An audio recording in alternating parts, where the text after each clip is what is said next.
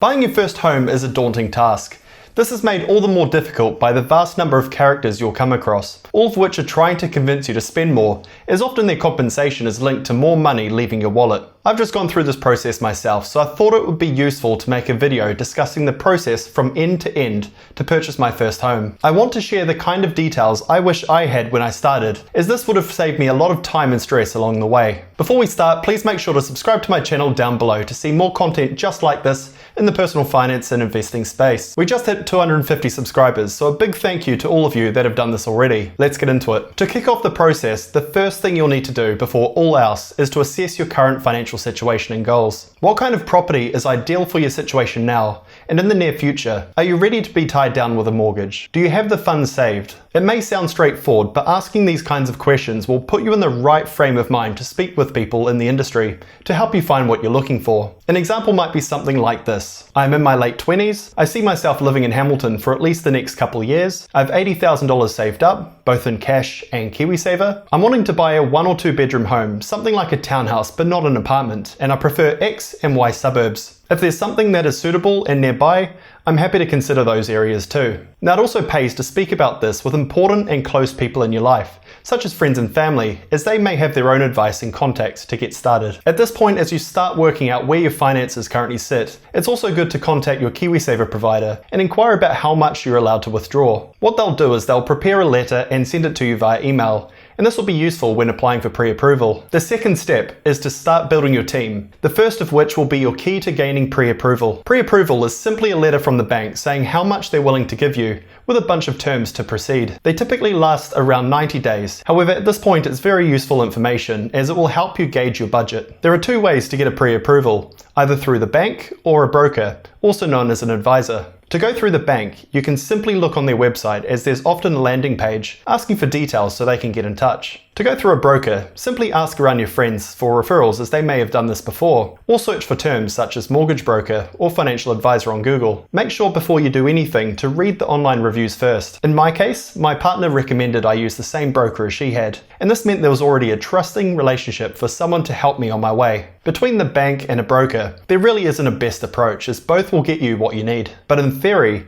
a broker should be able to shop around on your behalf for a better deal, which was definitely the case in my experience. It's also important to know that both options are free, as the banker is a salaried employee of the bank to source business, and the broker receives a commission from the bank, which is usually tied to the size of the loan. Make sure in all situations you double check the information you are presented. One of the best resources is interest.co.nz, as they list all the interest rates currently available on the market.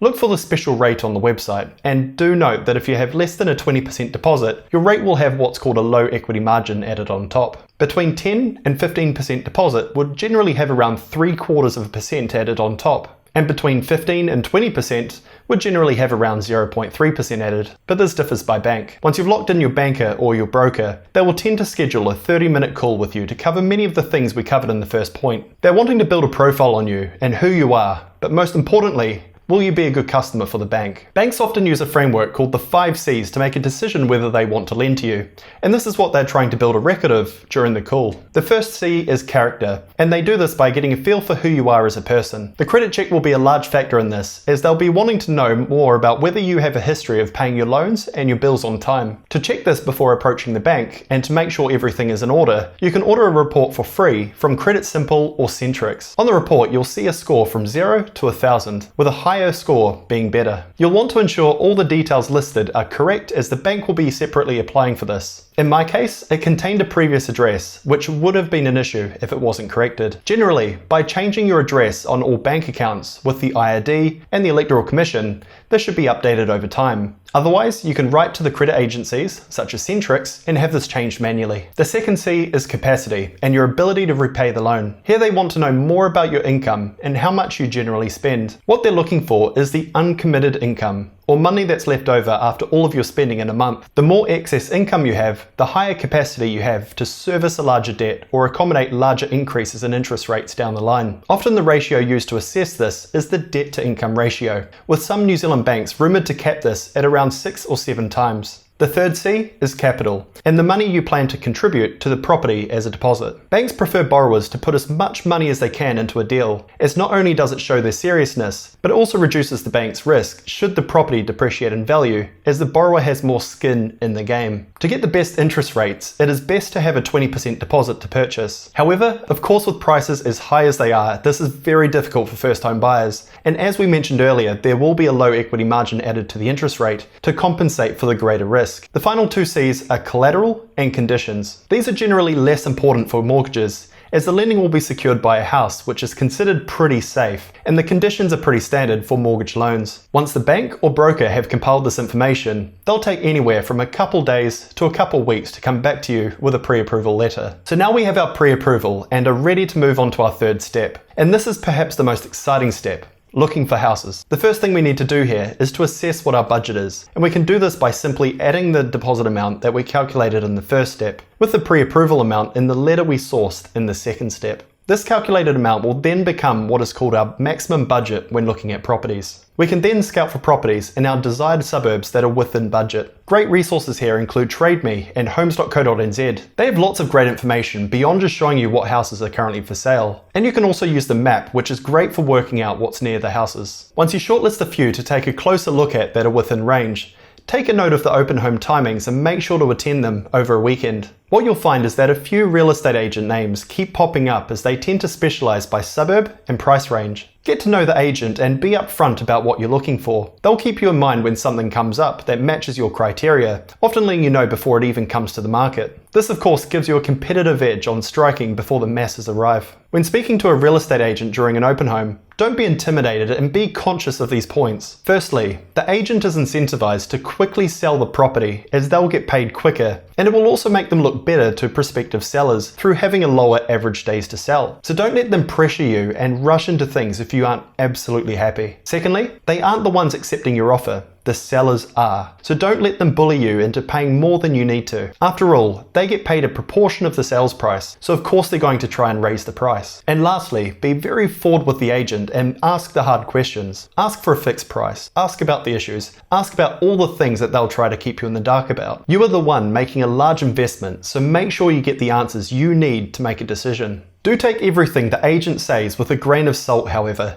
as they're a bit like politicians. They'll find all the different ways to tell you what you want to hear. Ensure you verify everything that they tell you, as very often, they're just making it up on the spot. At the open home, you'll want to make sure the house meets your needs, and locate any issues that may need repairing, as this will also add to the cost. This is what is known as due diligence, and is the fourth step. Are there enough bedrooms, bathrooms, parking spaces, entertaining spaces? Is the backyard big enough, or even too big to maintain? You'll want to note how much storage space there is, whether your furniture will fit, and even whether there's good water pressure in the showers, as commonly these days it can be limited to be more economical. Basically, there's an infinite list of things to check. In New Zealand, one of the biggest considerations is the materials used to build the house. Weatherboard and brick are the two most common and most trusted materials. However, in the past there have been many issues with the monolithic cladding and leaking, so make sure you check on this. Also make sure to walk around the neighbourhood and decide if you'd be happy to live there. Check things like on-street parking, well-maintained neighbouring properties, local amenities such as shops, where the local schools and playgrounds are, where the public transport stops are, and it may sound funny, but also check the cell phone reception. Last but not least, and for some perhaps one of the most important factors, is how many Uber Eats options there are.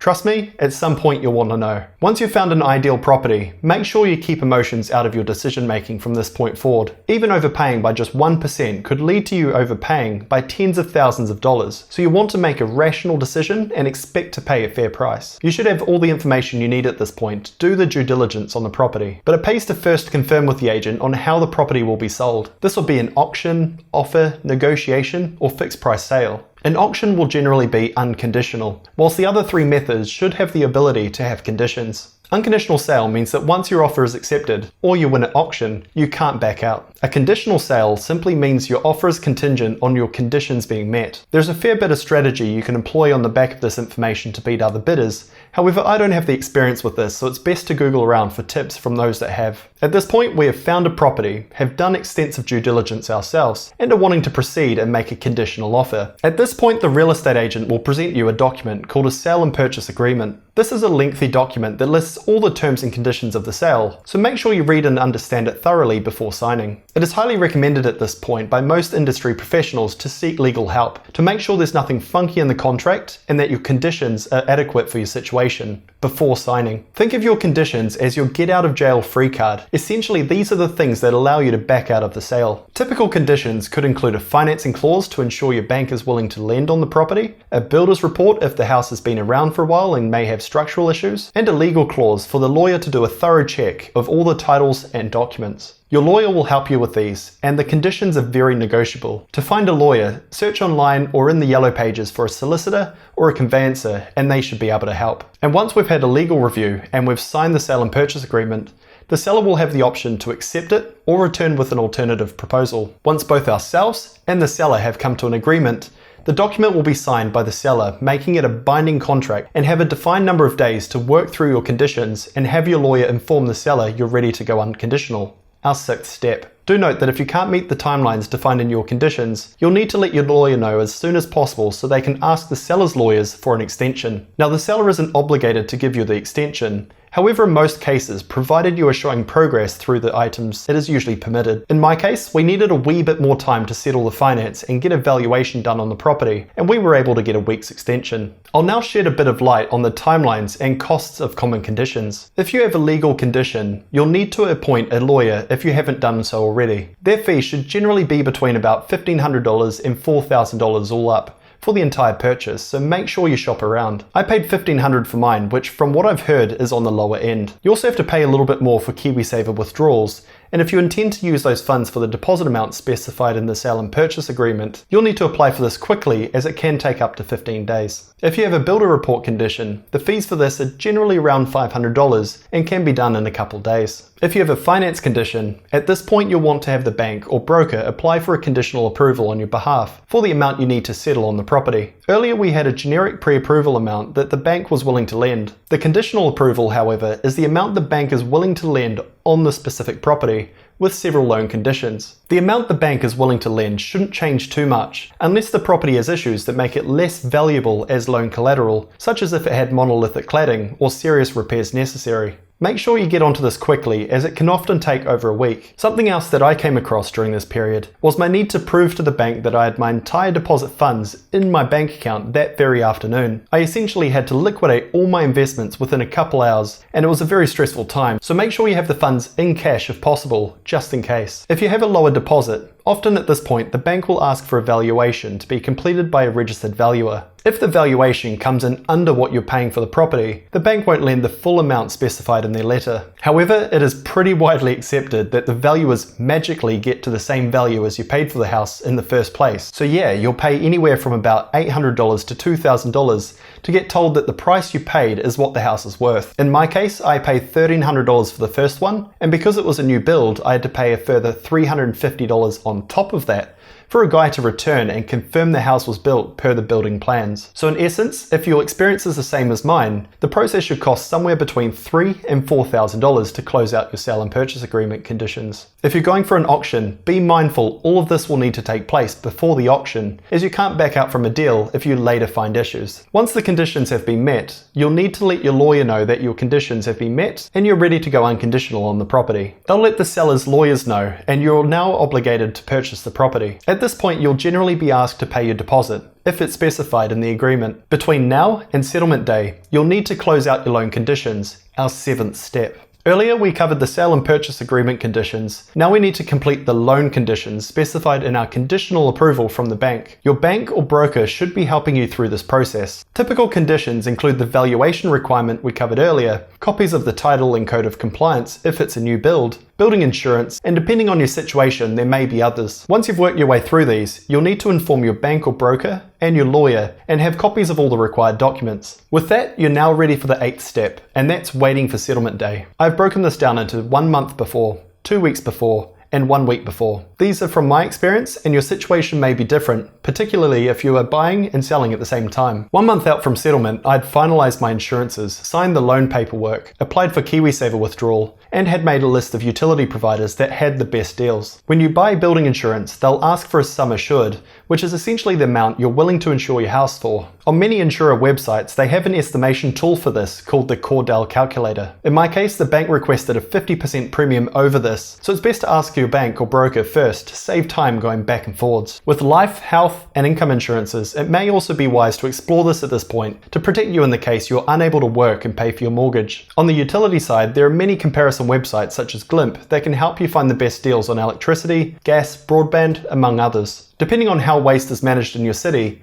you may also need to request bins from the waste management company, or council in this case. 2 weeks out from settlement, I had finalised the utility providers, confirmed the bank conditions had been met, and had organised a pre-settlement inspection of the property to check for any defects. At this point, it is also best to have the windows measured for curtains if you're moving into a new build property, as they can take at least 2 weeks to make. And with just 1 week until settlement, I had started packing and had transferred the remaining deposit amount into my lawyer's trust account. And on settlement day, the bank transferred the loan to my lawyer's trust account in the morning. My lawyer then sent the funds to the seller's lawyer's trust account, and the title was transferred into my name. Once the funds clear and the title has been successfully transferred, the seller will call to arrange a time to meet at the property and give the keys. In my case, I settled by 10 AM in the morning and received the keys at 1. So that rounds out the entire process for buying a home. Do note, of course, that much of this is based on my personal experience buying a house, and no two deals are probably ever the same. There are other great resources online around this process, my favourite being settled.co.nz, as they have some great free resources on their website. I hope you enjoyed this video, and if you did, please make sure to like this video down below and consider subscribing to my channel to see more content just like this in the investing and personal finance space. Thanks for watching, and I look forward to catching you on the next one. Cheers.